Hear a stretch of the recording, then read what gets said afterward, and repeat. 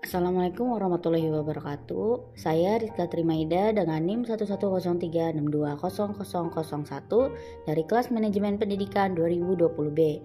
Sebelumnya yang terhormat kepada Bu Dr. Siti Zulaika SHG MPD dan Bu Evita Soraya MPD selaku dosen pengampu mata kuliah pembinaan kompetensi mengajar. Di sini saya akan menampilkan drama singkat tentang praktik mengajar pada mata pelajaran pengelolaan bisnis retail. Selamat menyaksikan.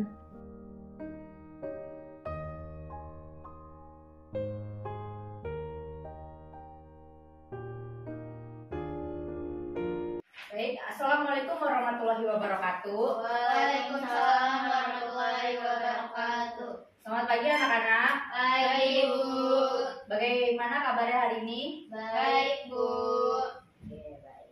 Sebelum kita memulai pelajaran, marilah kita berdoa terlebih dahulu. Berdoa dimulai.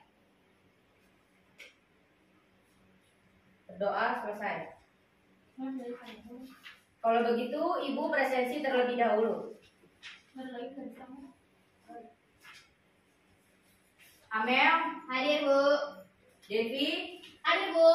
Muji, Hadir, Bu. baik. Anak-anak, senang sekali pada pertemuan kali ini kita dapat bertemu kembali dalam mata pelajaran pengelolaan bisnis retail. Dan kita akan membahas materi tentang konsep perilaku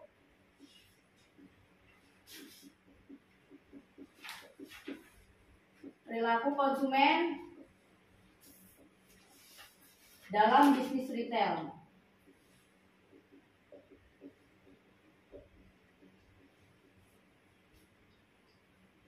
Sebelum pelajaran dimulai, Ibu akan menyampaikan tujuan pembelajaran. Yang pertama itu, peserta didik dapat menjelaskan tentang konsep perilaku konsumen dalam bisnis retail. Yang kedua, peserta didik dapat menganalisis cara menarik dalam mempertahankan pelanggan retail serta menerapkan konsep perilaku konsumen dalam bisnis retail. Selanjutnya, Ibu ingin bertanya terlebih dahulu, apa sih pengertian dari perilaku konsumen? Ayo, siapa coba yang menjawab? Saya mau coba jawab, Bu. Silakan, Muji. Proses yang dilalui oleh seseorang atau organisasi dalam mencari, membeli, menggunakan, mengevaluasi, dan membawa produk atau jasa setelah dikonsumsi untuk memenuhi kebutuhannya. Benar sekali. Pada pertemuan kali ini, kita akan membahas mengenai konsep perilaku konsumen dalam bisnis retail. Oke. Di sini Ibu akan menyampaikan sebuah video materi, jangan lupa disimak ya. Nah, di video kali ini kita akan membahas mengenai pengenalan terhadap bisnis retail. Oke, berapa lama konsumen akan berada dalam toko kita, guys? Nah, jadi di sini kita harus memperhatikan nih, di toko kita itu menarik atau tidak untuk dikunjungi konsumen gitu ya. Nah, seberapa menarik mereka tertarik untuk datang ke toko kita. Setelah mereka di toko kita, apakah mereka tertarik untuk melihat produk-produk kita ataukah mereka hanya gitu doang terus keluar lagi gitu kan? Nah, itu kan hanya sebentar. Nah, berapa lama mereka tertarik melihat produk kita, berkeliling di toko kita? Ini juga termasuk dalam toko online, guys. Jadi mereka buka browsing toko online kita, kemudian ataupun di sosial media kita mereka buka, mereka lihat-lihat. Nah, berapa lama mereka berkunjung di sosial media kita ataupun di toko online kita ataupun di toko offline kita juga, guys. Nah, kemudian berapa banyak produk yang mengalami kontak pandang dengan konsumen. Jadi di sini kita perlu perhatikan nih, display, tata letak, layout produk kita, raknya bagaimana, kemudian tampilannya seperti apa. Nah, dan bagaimana konsumen melihat produk kita gitu ya. Nah, termasuk juga di toko online. Mereka melihat galeri toko kita, apakah menarik fotonya atau tidak, apakah warnanya menarik atau tidak gitu ya. Nah, itu perlu kita perhatikan juga. Nah, nanti kan kita pelajari mengenai ini. Dan kemudian jalur mana dalam toko yang akan dilalui oleh konsumen. Nah, mereka sewaktu masuk ke toko kita, itu kan dari awal masuk toko hingga mereka keluar lagi, itu kan ada jalur ya. Mereka masuk ke toko kita, mereka melewati rak A gitu ya, rak untuk produk A. Kemudian rak produk B, rak produk C, dan sebagainya.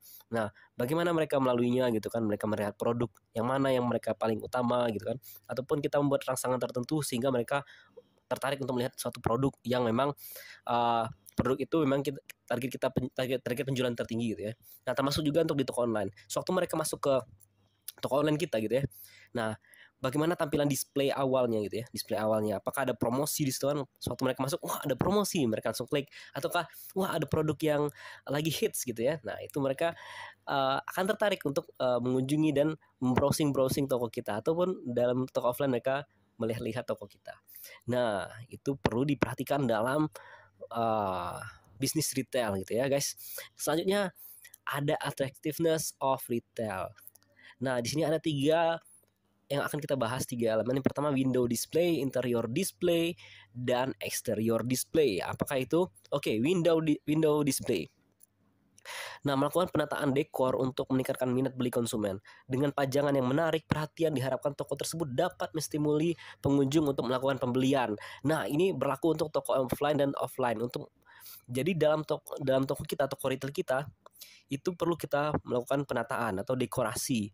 Nah, sewaktu mereka masuk ke toko kita, mereka lihat produk yang ada yang diletakkan di rak yang bagus dibandingkan dengan produk yang sama diletakkan di rak yang kurang menarik, mana yang akan lebih menarik gitu ya? Apakah diletakkan dengan rak yang bagus ataupun dengan rak yang tidak bagus gitu ya?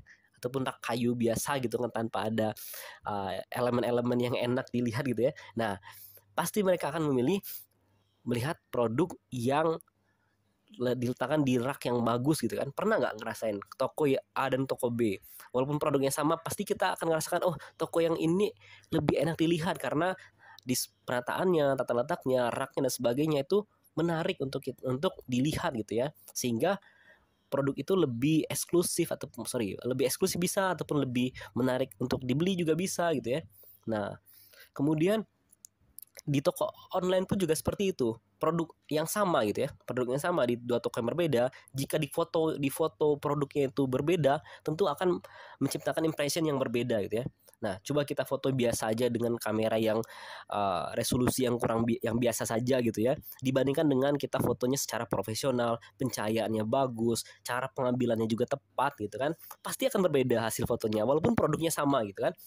Nah itu pun juga harus diperhatikan dalam bisnis retail gitu ya. Window display, interior display. Nah, toko memiliki beberapa rangsangan yang mempengaruhi konsumen, antara lain karakteristik dari konsumen yang datang. Nah, kita harus perhatikan nih karakteristik konsumen kita, dia demografinya, jenis kelamin, usia, pendapatan dan sebagainya. Target mana yang memang kita pilih sebagai konsumen kita. Tanda-tanda atau petunjuk, informasi harga. Ini terkait dengan apa ya? Terkait dengan toko ya, elemen toko ya. Warna, luas antar rak, pencahayaan, suara, aroma, suhu, display barang, dan pramuniaga. Ini terkait dengan interior di toko kita, display, tampilan. Sewaktu mereka masuk ke toko kita, tampilan toko kita bagaimana secara interiornya, secara keseluruhannya. Nah, misalnya pramuniaga kita baik gitu ya, ramah, terus mengetahui informasi produk secara detail. Nah, jadi suatu konsumen nanya ke pramuniaga kita, dia bisa memberikan informasi yang tepat, kemudian ya paham terkait dengan produk dan tata letaknya mereka paham, sehingga konsumen tertarik untuk membeli. Terus juga warna toko kita ya. Toko kita misalnya toko retail food and beverage gitu ya. Nah, tapi gelap gitu kan kurang menarik gitu ya. Nah, kecuali kita memang toko retail kita memang untuk produk yang sesuai dengan warna itu gitu ya. Nah, tapi kalau produk kita food and beverage harus menyesuaikan warna yang cerah, terang gitu kan. Jadi orang melihat produk lebih nyaman. Baik anak-anak, apakah ada yang tahu itu video tentang apa tadi? Salah satu konsumen sedang melakukan pembelian atau mencari keragaman suatu produk serta pengenalan bisnis retail, Bu. Betul. Itu salah satu contoh yang menggambarkan seorang konsumen sedang membeli atau mencari keragaman suatu produk serta pengenalan bisnis retail. Baik, silakan baca buku paket kalian, dan jika ada yang belum jelas silakan ditanyakan ke Ibu. Baik, Bu. Maaf, Bu, izin bertanya. Ya, silakan. Apakah ada arti lain dari bisnis retail, Bu? Ya, saya akan menjelaskan apa yang ditanyakan Amel. Dalam arti lain, bisnis retail adalah jenis bisnis yang menjual barang dengan sistem ecer atau satuan. Barang yang disediakan pun akan sangat beragam. Hal ini agar konsumen dapat belanja segala kebutuhan rumah tangganya dalam satu waktu di satu tempat. Baik, ada yang ingin ditanyakan lagi? Tidak ada, Bu. Baik, kalau tidak, Ibu akan memberikan soal untuk kalian diskusikan dengan kelompok. Sebelumnya, Ibu akan membagikan nama kelompoknya. Kelompok satu itu ada Devi dan Muji. Silakan kalian cari jawaban dan solusinya dari sumber manapun, dari browsing dan buku paket. Ibu izin bertanya, apakah ini akan dipresentasikan di depan kelas? Benar. Setelah itu hasil diskusi akan kalian sampaikan satu persatu di depan dan teman-teman lain diberi kesempatan untuk menyanggah atau memberikan pertanyaan. Jika ada yang tidak dimengerti, silakan ditanyakan ke Ibu. Baik, Baik, Bu. Bu, saya izin bertanya. Ciri-ciri perilaku konsumen yang bersifat rasional itu apa aja ya, Bu? Saya cari di buku tidak ada. Nah, baik, coba kamu cari di internet, tapi saya akan menjelaskannya terlebih dahulu. Jadi ada 3 ciri-ciri perilaku konsumen bersifat rasional, yaitu yang pertama, konsumen memilih barang berdasarkan kebutuhan. Yang kedua, barang yang dipilih konsumen memberikan kegunaan optimal bagi konsumen. Yang ketiga, konsumen memilih barang yang mutunya terjamin. Nah, dapat disimpulkan konsumen yang bersifat rasional itu adalah perilaku konsumen yang mudah terbujuk oleh iming-iming diskon atau marketing dari suatu produk tanpa mengedepankan aspek kebutuhan atau kepentingan. Jadi itu Amel jawabannya serta penjelasannya. Terima kasih, Bu, atas penjelasannya. Sama, jika ada kesulitan, silakan ditanyakan kembali kepada Ibu. Untuk kelompok lain juga silakan dilanjutkan pengerjaannya. Baik, Bu. Lalu Ibu akan menilai kerja kelompok kalian untuk mengambil nilai pengamatan sikap. Jadi Ibu harapkan pada diskusi kali ini diberikan kekompakan.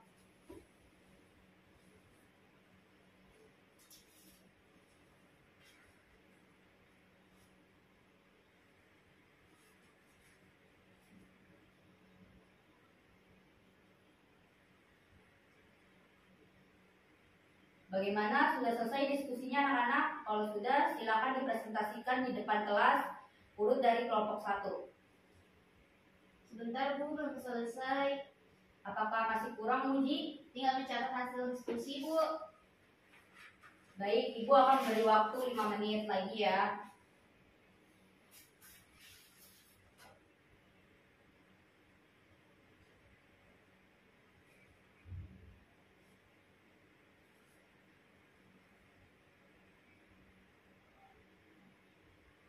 Baik nak, waktu telah habis. Gimana? Sudah selesai belum? Sudah selesai, Bu.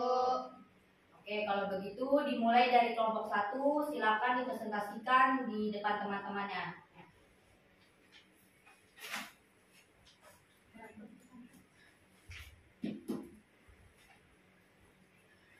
Assalamualaikum teman-teman. Waalaikumsalam.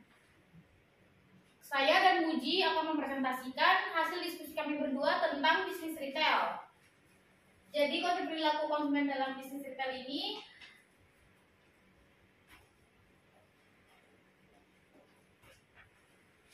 Nah, sekian presentasi dari kelompok kami. Apakah ada yang ingin ditanyakan? Ayo anak-anak, siapa yang mau bertanya atau memberi tambahan? Maaf, Bu, saya izin bertanya. Bagaimana jika salah satu syarat teori kepuasan pelanggan dalam bisnis retail tidak terpenuhi? Baik, Muji, silakan dijawab. Baik, saya akan menjawab pertanyaan dari Amel. Jadi, untuk teori dan konsep kepuasan pelanggan dalam bisnis retail tidak terpenuhi disebabkan oleh keliru mengkomunikasikan jasa yang diinginkan. Konsumen atau pelanggan ini keliru menafsirkan isyarat seperti harga, promosi, dan lain-lain. Kinerja karyawan perusahaan, jasa buruk, dan terjadinya miskomunikasi penyedia jasa oleh pesaing. Baik, apakah ada tambahan dari yang lain? Tidak ada, Bu. Oke. Baik, kalau begitu kelompok 1 silakan duduk. terima kasih, Bu.